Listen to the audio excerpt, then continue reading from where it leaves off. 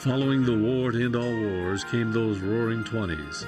These excesses of growth and greed soon led to the miseries of the stock market crash of 1929 and the beginnings of the Great Depression. In the Carolinas, this was also a time of growth, but of a different kind. In her writings, Ellen White urged families from the North to go south and start self-supporting work. The year was 1914, when Professor and Mrs. E.C. Waller, with Dr. and Mrs. Williams Steinman, and Mr. and Mrs. Graves purchased a farm 9 miles west of Asheville and established the Pisgah Industrial Institute, where young people could work their way through school. Later, a sanitarium and hospital building were added, and a strong work was carried on. And of all times to start a school, 1914. War clouds in Europe. We were on the verge of the First World War. They launched it anyway.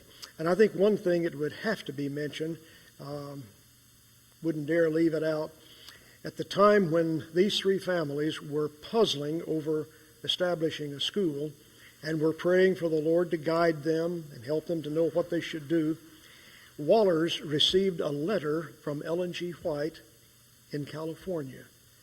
They had never corresponded with her, had had no communication with her. Her letter had a $50 check in it because she wanted to encourage these young people starting a school in this area. And so, my friend Professor Waller said, that's a sure sign, let's go for it. So they did. Back in 1937, a young man from Pennsylvania inquired if anyone knew of a school that would allow him to work and attend classes. Edward Reifsnyder tells his story.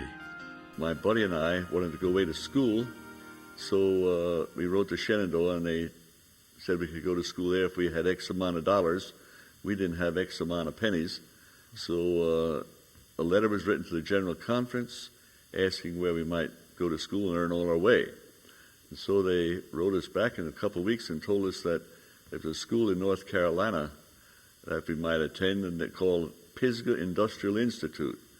At first it sounded like a prison to us with the Industrial Institute. We traveled here from Pennsylvania by train, the old coal-operated locomotive, and it was summertime with the windows open, and we got here. We were black. He was black from the coal soot on the train, and he looked pitiful. And I told him that was the ugliest looking thing I've ever seen. To me, he turned out to be so handsome.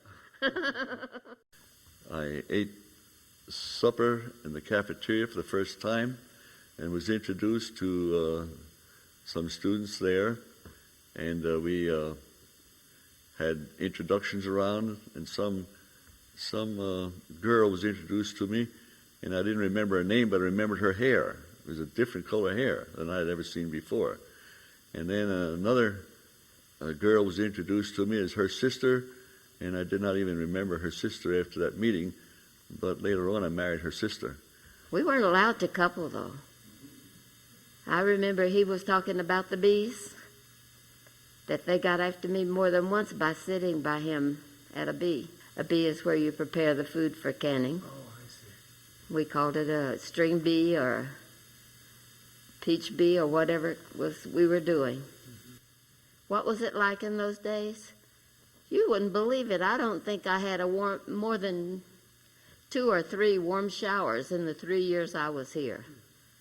And it's right where the gazebo is, or right near the gazebo now. And we used to have to go out there to take our showers all winter. The only food was beans and sweet potatoes. That's what they had. We would have bean toast for breakfast, beans on toast, beans on the bowl for dinner, and for supper we had bean soup.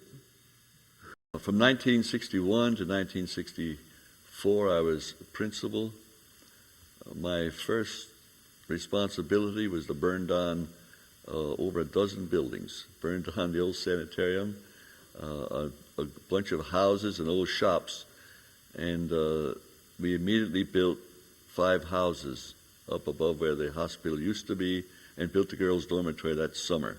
Strikes me as funny. It's not really funny, but it sure strikes me. right from the beginning. They kept burning things down.